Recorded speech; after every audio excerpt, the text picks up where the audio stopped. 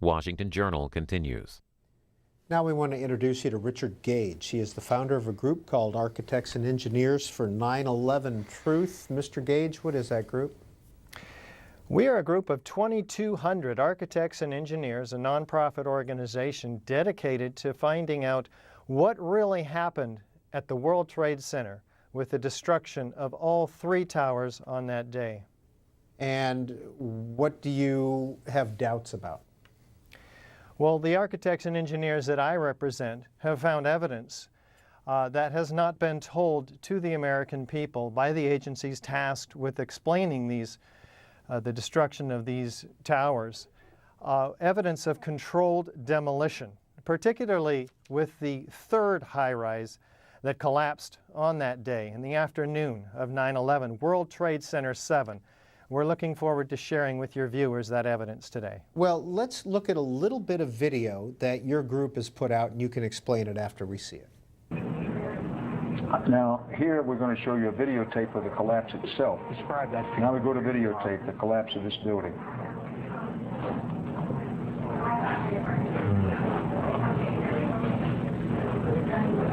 It's amazing. Amazing, incredible, pick your word. For the 3rd time today, it's reminiscent of those pictures we've all seen too much on television before, when a building was deliberately destroyed by well-placed dynamite to knock it down. Mr. Gage, that was Building 7, Dan Rather narrating on CBS Live. It sure was, and most Americans are completely unfamiliar with this. In fact, architects and engineers around the world, mostly all unfamiliar with the 3rd worst structural failure in modern history. I mean, here is a 47-story skyscraper. At 5:20 in the afternoon, it drops like a rock, and I mean this fast. Free fall acceleration, straight down, uniformly, symmetrically, as you saw.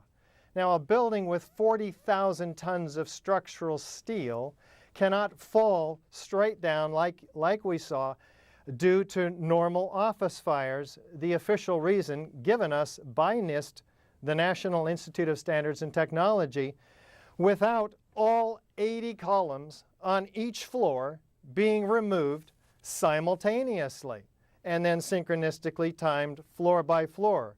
So, Peter, we've seen this like the old hotels in Las Vegas, and as our viewers just saw, it looks exactly like a controlled demolition. But NIST tells us, no, this came down due to normal office fires. So you can begin to see the problem right off the bat.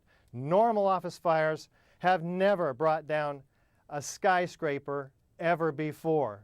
We have steel-framed, fire-proofed skyscrapers for a very good reason, and they have protected our towers for a long, long time. So the 2,200 architects and engineers that I represent around the world in over 300 presentations now in 32 countries and 82 American cities, they present the evidence for the explosive demolition. And that evidence is seen not only in the videos of the buildings, but it's heard by the first responders who cite the explosions in this building's destruction, who cite the pools of molten iron flowing like lava, they say. And in fact, Leslie Robertson himself, the World Trade Center structural engineer, cites a river of steel flowing. Now, these are evidence of temperatures exceeding 2,800 degrees Fahrenheit. Office fires can't even get 1,000 degrees short of that.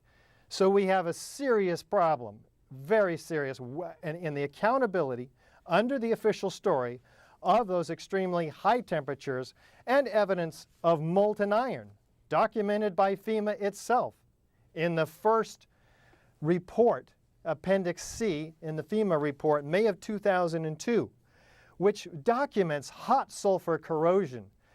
In fact, the author of that report, Jonathan Barnett, says the ends of the beams were partially evaporated. That takes 4,000 degree temperatures.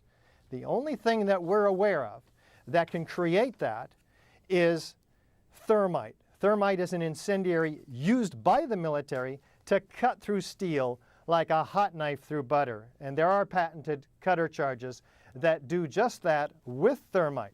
So this is why we have to have a real investigation that looks at the evidence that NIST has ejected from the report after they came in 2004 and threw away the FEMA report. Now, Richard Gage, NIST is National Institute of Standards and Technology, is it? I believe? That's correct. Yes. You're talking about their report. Now, you question the falling of Building 7, the way it fell. Are you questioning how the Twin Towers fell as well?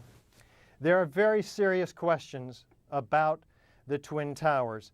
Once we look at World Trade Center 7, which most people don't know anything about, and see how obvious the freefall symmetrical destruction is, and how that matches exactly a controlled demolition, and how the official story cannot possibly be true, we're ready then, maybe, to take a look at the other subject that you bring up, the Twin Towers, with a little bit more of an open mind, because most of us feel like we know how the Twin Towers came down because we have been given the official story. Most architects and engineers don't even question the story that NIST has provided. When they do, however, see the evidence in the Twin Towers, like Building 7, they do end up agreeing with us by a show of hands, overwhelmingly, and many of them sign our petition. Again, 2,200 architects and engineers now demanding a real investigation. So that evidence is certainly available in the videos.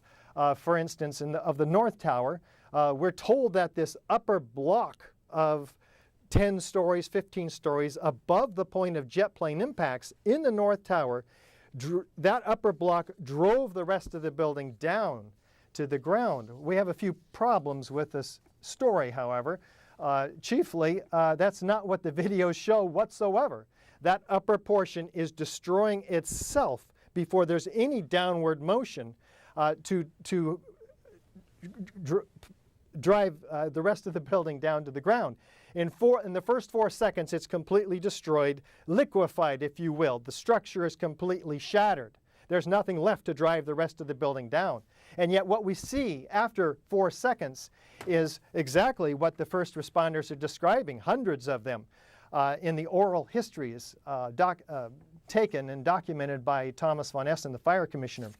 They say, pop, pop, pop, all the way around like a belt, all these explosions. They're describing explosions, they're hearing explosions, they're explosions throughout the building, yet none of these hundreds of eyewitness testimony of explosions are included in the official report. But what we see is, like they describe, a belt.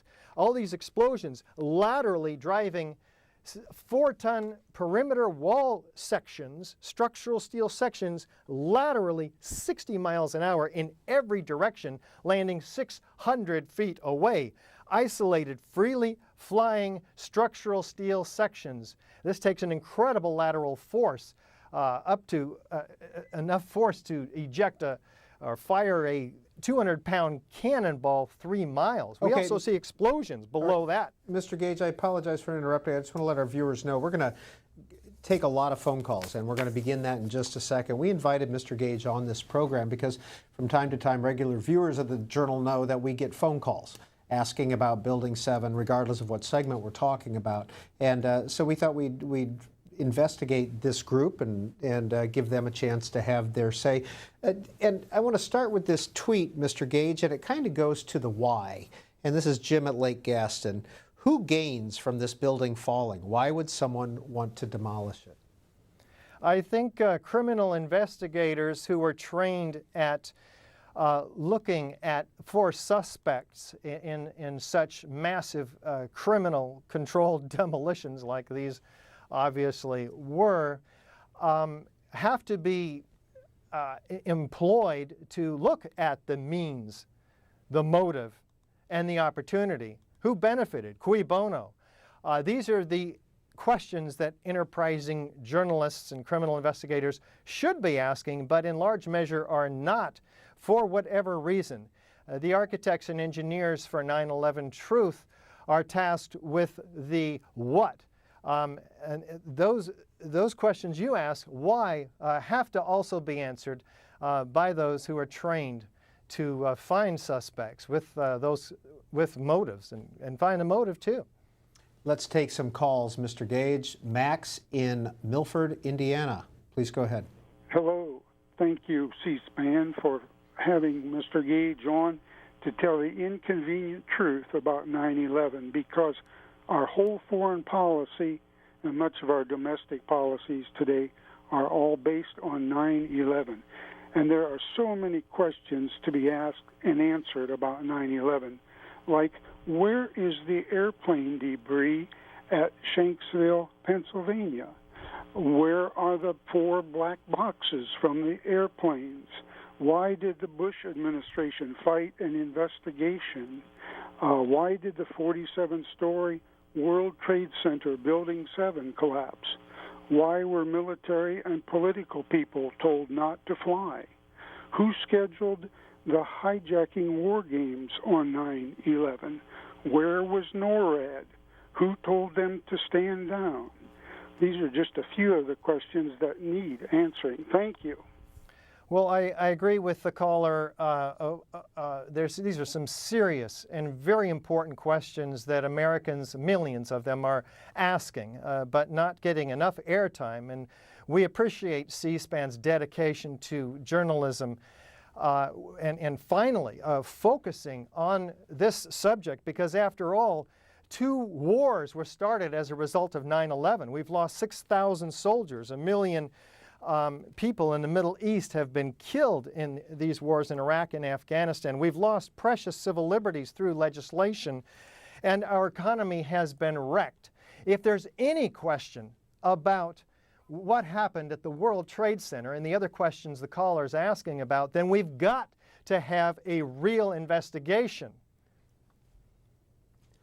Richard Gage, next call for you comes from Alice in Morganville, New Jersey. Hi, thank you. Everything you are saying is questions I have as somebody who worked there for 24 years and was there for the 93 incident. Nobody ever brings up Giuliani. We had Philippe Petit walked between the buildings, yet the mayor, the biggest mouth, never said after the first building was hit, clear out the second building. I don't care what size plane that they thought it was, or with the president reading My Pet Goat. So please continue to investigate. I lost so many dear friends. I wasn't working any longer at the Trade Center. Thank you. Richard Gage. Thank you. I do appreciate the additional questions raised by the callers today. Of course, our focus is on the science of what happened. We want to know, how did 400 structural steel connections give way every second during the 7-second free-fall collapse of World Trade Center 7? Their computer animation that NIST made to prove how their theory developed, that is the buckling of column number 79 at the 12th floor where the worst fires were said to be. However, those fires were burned out over an hour before the building ever collapsed. So they could not have caused the thermal expansion that NIST cites as initiating this collapse. NIST also has a serious problem in fabricating evidence and not including key structural components in their computer model, which they will not release, citing that it would jeopardize public safety were they to release the computer models and the structural drawings for Building 7. In fact, the architects and engineers like us who are responsible for public safety have to have this information, of course, in order to ensure that public safety. Now, Richard Gage, National Institute of Standards and Technology, after their investigation of Building 7, put out a full report, and when you read it, it seems pretty frank and open. In fact, they ask themselves questions, or they ask the questions and then answer them, such as, is it possible that thermite or thermate created to the collapse of World Trade Center 7? Their answer in here is to apply thermite to a large steel column. Approximately 1.13 pounds of thermite would be needed to heat and melt each pound of steel. For a steel column that weighs approximately 1,000 pounds per foot, at least 100 pounds of thermite would need to be placed around the column, ignited, and remain in contact with the vertical steel surface as the thermite reaction took place. This is for one column. Presumably, more than one column would have been prepared with thermite if this approach were to be used. It is unlikely that 100 pounds of thermite or more could have been carried into World Trade Center 7 and placed around columns without being detected either prior to 9/11 or during that day. Well, the question, one of them, would be who would be detecting this? Of course, we want an investigation of the security company under whose noses would have to have been brought several tons of thermite, as a matter of fact. Now, the question, the answer is quite cute, actually, because they completely ignore the patented thermite cutter charges, which issue thermite through a channeled device, issuing in milliseconds, molten iron cutting through structural steel. This is very well documented, and you don't just pour thermite against a column.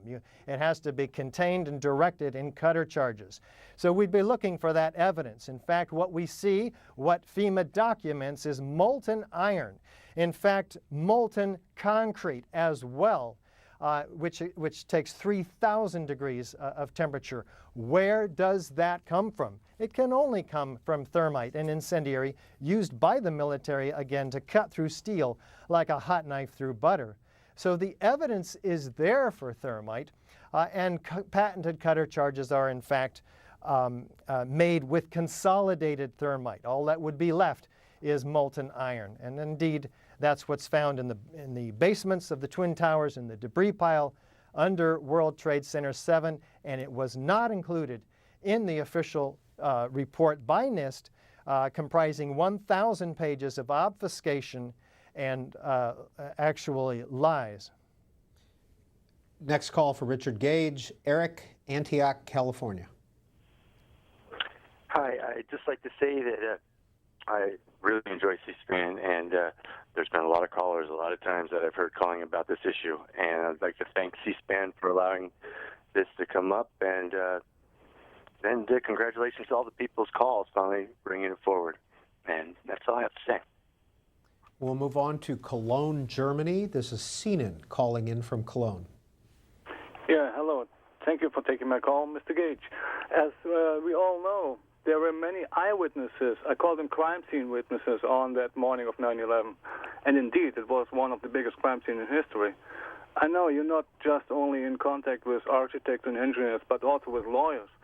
What I want to know, once it comes for a new independent investigation, if it's just for Building 7 or all three buildings, would it be possible to consider such testimonies of, let me say, key eyewitnesses like Barry Jennings?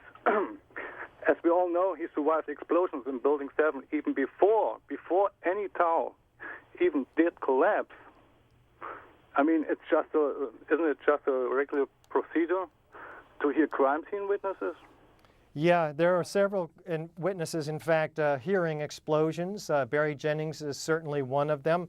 Unfortunately, he lost his life the day before the final report came out about Building 7, in which, of course, they deny explosions, which he was testifying to in several different films and on live camera. We also have Kevin McPadden, a former Air Force medic who was a first responder, who actually heard a countdown. 3, 2, 1, and then felt explosions under his feet. He said it was like you needed to grab onto something. He knows an explosion when he hears it. other firefighters or policemen hearing explosions. In fact, we have policemen moving people away from Building 7 saying the building's about to blow up, flame and debris coming down. Now, how do they know the building is about to blow up? Fires, which there were a few small scattered fires in this building, which again have never brought down a skyscraper, steel frame ever. They're saying it's going to come down. They're expecting it to come down. In this case, they're expecting it to blow up. In the case of the Twin Towers, CNN and the BBC actually announced, in the case of the Building 7, CNN announced the destruction of that building in the morning, several hours before it came down. And in the case of the BBC, they announced it 20 minutes before it actually happened. They later apologized for this grievous error, citing the confusing events of the day. Something is going on here that needs to be investigated. Why can't we get governmental officials to investigate that? Every one of our CNN viewers today should be calling their congressmen and finding out, and senators, finding out why they're not investigating the worst mass murder in U.S. history and the third worst structural failure in modern history. This is absolutely an extraordinary and unacceptable situation. And that's why we have 2,200 architects and engineers all about this, all over the country. Richard Gage, what do you do for a living, and when did you come to believe what you believe?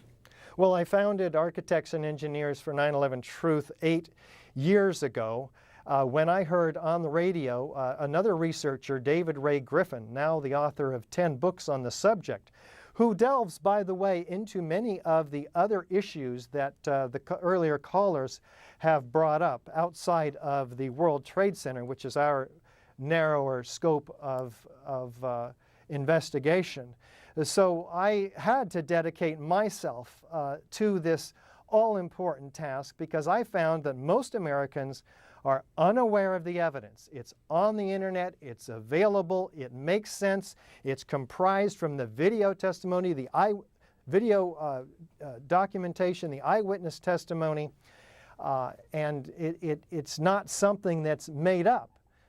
We are talking about evidence that's capable of being brought into a court and standing up against the process, the legal process. So let's, like the other caller said, let's get it going. Let's get some effort, as we are, in fact, pursuing various legal efforts, including against NIST themselves for fraudulent building reports. And back to the National Institute of Standards and Technology report. This is the question. An emergency responder caught in World Trade Center 7 between the 6th and 8th floors said he heard 2 loud booms. Isn't that evidence that there was an explosion?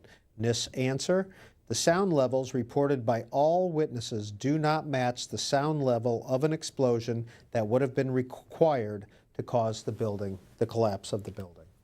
Yeah, they actually say it would be a loud boom, you'd hear it for miles, but what they're referring to is high-energy explosives, which are normally used to bring down high-rises, like the old hotels in Las Vegas, which we've all seen, which Building 7 looks exactly like.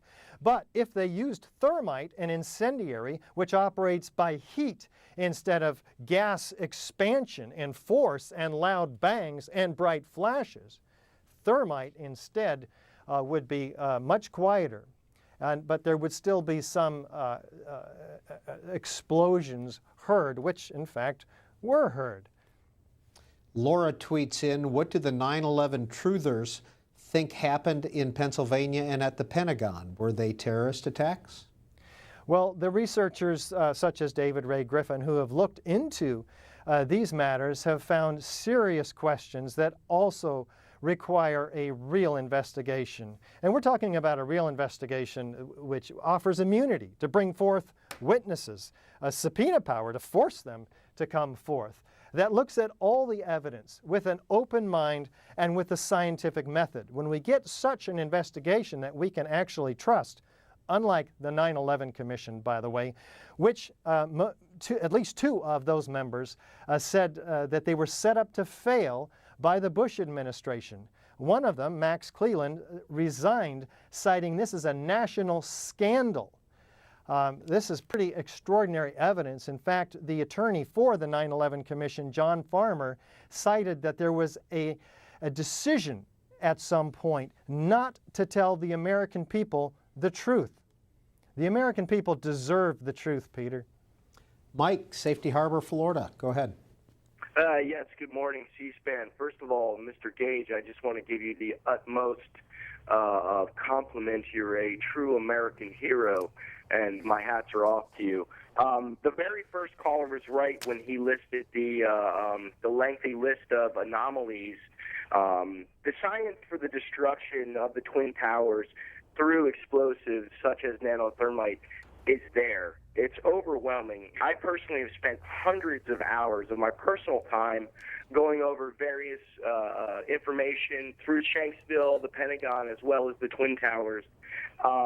Mike Rupert did an excellent presentation that you can pull up on YouTube where he actually goes through who would actually have benefited from the Twin Towers being brought down.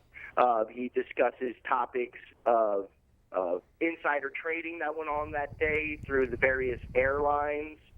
He talks about defense contracting. There's a lot of things that he touches on that have a lot of credibility. The one thing we need to stay away from is partisanship, because until we can prove who actually is involved, we should try to avoid dropping large names because it's counterproductive. Although I do believe the way you do, there's a lot of questions that the Bush administration needs to answer. My last question for you is, I was curious, have you personally or your family or anyone with the organization, have you had any threats, harm to your life or anything of that nature? And I'll take your answer off the air. Thank you very much for C-SPAN. I'm delighted to say that I have not had any problems with threats, and I'm eternally grateful for that. I don't need that in my life. I'm just a normal, everyday architect and person who is very concerned about our country. As an American, I am deeply disturbed about the state of affairs when a deception on the scale of these three criminal-controlled demolitions can occur, and most Americans, certainly not all, fortunately, have been deceived. And most of our elected representatives are unwilling to tackle the very serious issues before them, such as the finding of nanothermite, which the caller mentioned, in the World Trade Center dust. Small red-gray chips, tons of them altogether, found by an independent team of scientists led by Niels Harrit in Copenhagen, with nanoparticles of iron oxide and aluminum powder embedded in them. Very clearly the most advanced materials made in extremely sophisticated Defense Department contracting laboratories. This material should not be found in all the World Trade Center dust, and yet there it is, and unexplained by the official analysis of the dust samples by R.J. Lee and the USGS. Which, by the way, also found evidence of molten iron in the dust, which cannot be accounted for by the official story. Of course, jet fuel office fires can't possibly account for temperatures exceeding 2,800 degrees. Office fires can't even get up to 1,800 degrees. From the NIST report, some people have said that a failure at one column should not have produced a symmetrical fall like this one. What is NIST's answer to those assertions? World Trade Center 7's collapse, NIST says, viewed from the exterior, most videos were taken from the north, did appear to fall almost uniformly as a single unit. This occurred because the interior failures that took place did not cause the exterior framing to fail until the final stages of the building collapse. The interior floor framing and columns collapsed downward and pulled away from the exterior frame. There were clues that internal damage was taking place prior to the downward movement of the exterior frame. Here's another one of NIST's cute answers to an extremely difficult question. You cannot have the interior of a 47-story, 40,000-ton structural steel frame fail without pulling in the side of the building and causing massive warpage on the exterior perimeter structural steel system. It can't happen. They're talking, once again, in their computer models, which betrays their own theory, that we have 400 structural steel connections that have to fail in their computer models in order to get that interior to fail, and then the exterior. We don't even have massive window breakage on the exterior. It can't happen. In fact, what does happen is the penthouse drops, the main penthouse, a half a second prior to the overall. So just half a second prior, the penthouse drops, then the overall building drops again. How fast? Free fall acceleration. That fast, 7 seconds. Total structural shattering of the entire structural steel system, beam from column almost. So this can't happen unless all of those are compromised. See, when you have a pile driver that's driving the rest of the building down, it's doing work. In this case, it's falling at free fall, meaning all of its energy is transferred to kinetic energy or motion. There's no energy left to do any work, such as driving the rest of the building down to the ground. That work has to have come from another force. Again, that force is most likely thermite incendiaries, for which we have the evidence in the rubble pile. John, Jonesboro, Georgia, go ahead with your question or comment for Richard Gage. Yes, Mr. Gage, I have a couple of questions. Where did you get your degree in architect? Also, what engineering degrees do you hold? And I would like to personally know when your book is out. I've been a steel worker for 50 years, and I can assure you that all the centrifugal force and the downfall and this and that, hey, if you put enough weight on a building, it's like, you got a paper building. You drop a 5-pound weight on it and see film crush it. So yeah, well, I appreciate that. I went to you. Just a second, Mr. Gage. The book. Thank you. Oh, thank you. Go ahead. I appreciate that. I went to the University of Southern California in 1986. I had my degree and licensed in 1988. A member of the American Institute of Architects, and we have more than 70, I think 80 now, structural engineers signed on. In fact, there are some high-rise structural engineers. There's several, at least a dozen, high-rise architects, experienced architects in these buildings that have attested to the fact that you cannot have a 40,000-ton structural steel system and not a paper building fall at free fall. I mean, we're talking about 80 columns. In order to have this building fall symmetrically, all 80 columns have to be severed virtually at once. You tell me as a steel worker how that happens, and I'll tip my hat to you. Daniel, Atlanta, good morning. Good morning. This is Daniel Bland. I joined the Army 3 months after 9/11, a decision that nearly cost me my life when a rocket-propelled grenade impacted 15 meters behind me. So first off, I just want to say Mr. Gage and the 2,200 other architects and engineers that have signed this petition are heroes in my book. I'd also like to give a props to C-SPAN for bringing light to this important information. And I'd like to end with a question for Peter. Peter, it's apparent that you've been given these talking points from NIST, and you stated earlier you thought that their response was transparent, which to me seemed kind of a dance around the point Mr. Gage made about NIST refusing to release the input data used in their computer models. I would love to hear your comment and how you think that's transparent and how it serves the interest of truth and finding out what really happened so that we can end these wars that are killing innocent people around the world to this day. Thank you. Thank you, Daniel.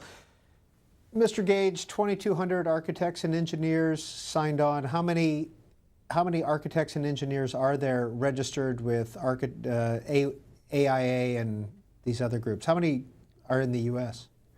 What we've found is that most of them, and I think there's about 80,000 in the American Institute of Architects, most every one of them, first of all, are unfamiliar with the evidence, particularly World Trade Center Building 7.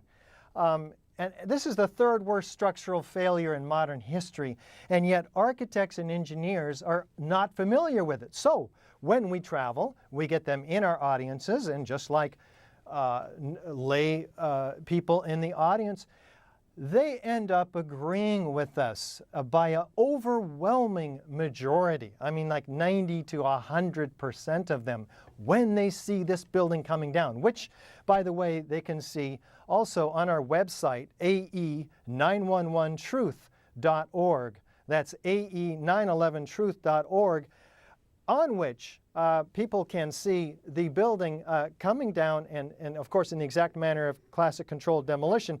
So the problem is, architects are expressing opinions, a lot of them, and engineers, before they see the evidence. Those opinions are uninformed. You have to see the evidence to have an informed opinion. When they do, they end up agreeing with us. I think that's extremely important. It's also telling, why are they not informed? Why hasn't other